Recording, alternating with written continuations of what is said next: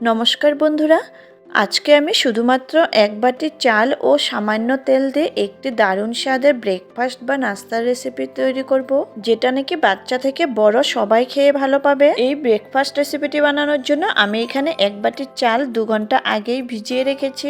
চালটুকু এখন বেশ নরম হয়ে গিয়েছে।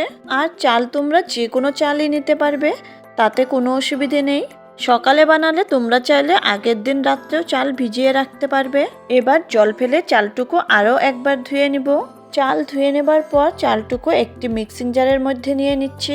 চাল জল থেকে ছেঁকে নিব, কারণ যে বাটি দিয়ে চাল মেপে নিয়েছিলাম সেই বাটিরই অর্ধেক বাটি টক দই চালের মধ্যে দিয়ে দিব, যার জন্য চাল গুঁড়ো করতে এক্সট্রা কোনো জলের প্রয়োজন হবে না। এবার চালের মধ্যে 1 ইঞ্চি আদা ছোট করে কেটে দিয়ে দিলাম, 2টো কাঁচা লঙ্কাও দিয়ে দিলাম।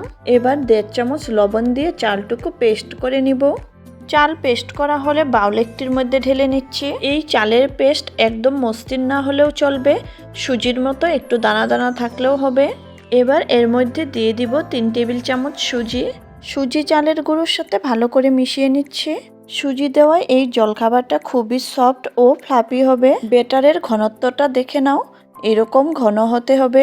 যেহেতু সুজি ফুলতে একটু সময় লাগে, তাই এইটুকু ঢেকে একটি সাইডে 10 মিনিটের জন্য রেখে দিব। ততক্ষণে এর সাথে খাবার জন্য নারকেলের চাটনি তৈরি করে নিব। মিক্সিং জার একটির মধ্যে নিয়ে নিচ্ছে 1 বাটি নারকেল, সেই বাটিরই অর্ধেক বাটি নিয়েছি ভাজা চীনাবাদাম, সাথে দিয়ে দিব 1/2 ইঞ্চি আদা ও 3টে কাঁচা লঙ্কা। এবার দিচ্ছি 1 চামচ বীজ ছাড়া তেঁতুল। হাতের কাছে তেঁতুল না থাকলে তোমরা 1 চামচ লেবুর রসও দিতে পারবে, কারণ এই চাটনিতে একটু টক ভাব থাকলেই খেতে ভালো লাগে। স্বাদ মতো লবণ দিয়ে দিলাম, কিছুটা পরিমাণে ধনেপাতাও দিয়ে দিলাম, এতে করে চাটনির কালারটাও সুন্দর হয় আর খেতেও ভালো লাগে। এবার সামান্য পরিমাণে একটু জল দিয়ে একটি স্মুথ পেস্ট তৈরি করে নিব। নারকেলের চাটনি পেস্ট হয়ে গিয়েছে। এবার মিক্সিং বাউল একটির মধ্যে ঢেলে নিচ্ছে। মিক্সিং জারটি ধুয়ে একটু জলও নিয়ে নিলাম। এবার এর মধ্যে দেওয়ার জন্য তড়কা তৈরি করে নিব।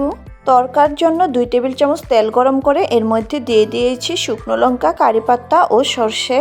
তেল একটু ঠান্ডা হয়ে যাওয়ার পর এর মধ্যে দিয়ে দিচ্ছি 1/4 টিস্পুন হিং। এখন তড়কার থেকে অর্ধেক তড়কা দিয়ে দিব চাটনির মধ্যে। চাটনির মধ্যে শুকনো লঙ্কা 2টি উঠিয়ে দিয়ে দিলাম। এখন তড়কা চাটনির মধ্যে একবার নেড়েচেড়ে মিশিয়ে নিচ্ছি। বাকি যে অর্ধেক তড়কা রয়ে গিয়েছে সেটা এবার দিয়ে দিব চালের ব্যাটারের মধ্যে। এবার এই তড়কাটুকু ব্যাটারের মধ্যে ভালো করে মিশিয়ে নিতে হবে। সুজি ফুলে গিয়ে চালের ব্যাটারটা কিন্তু আরেকটু ঘন হয়েছে। আমাদের এরকম ঘন ব্যাটারেরই প্রয়োজন, তাই এতে আর জল মেশাবো না। আজকে যেহেতু এই জলখাবারটি আমি স্টিমে বসাবো, তাই স্টিম করার জন্য একটি থালা রেডি করে নিব। থালাটিতে একটু তেল লাগিয়ে নিলাম। এদিকে কড়াই একটিতে জল দিয়ে এর মধ্যে একটি স্ট্যান্ড বসিয়ে দিয়েছি, তার উপর দিয়ে দিচ্ছি তেল লাগানো থালাটি। থালা ভালো করে বসিয়ে নেবার পর ঢাকনা লাগিয়ে জল গরম করে নিব, সাথে থালাটিও গরম হয়ে যাবে। এখন ব্যাটারের মধ্যে দিয়ে দিব 1 চামচ ইনো। হাতের কাছে ইনো না থাকলে 1/2 টিস্পুন বেকিং পাউডারও দিতে পারবে। ইনো দেওয়ায় এই জলখাবারের মধ্যে একটি জালি জালি ভাব আসে ও খেতেও খুব সফট হয়।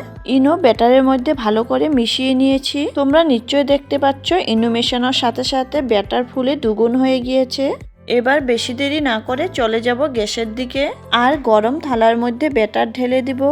এইভাবে গরম থালার মধ্যে ব্যাটার ঢেলে দিলে জলখাবারটি খেতে খুবই সফট ও ফ্লাফি হয়। এখন ঢাকনা লাগিয়ে প্রথমে 5 মিনিট হাই ফ্লেমে ও পরে 10 মিনিট মিডিয়াম ফ্লেমে স্টিম করে নিব। টোটাল 15 মিনিট পর ঢাকনা খুলে নিচ্ছি।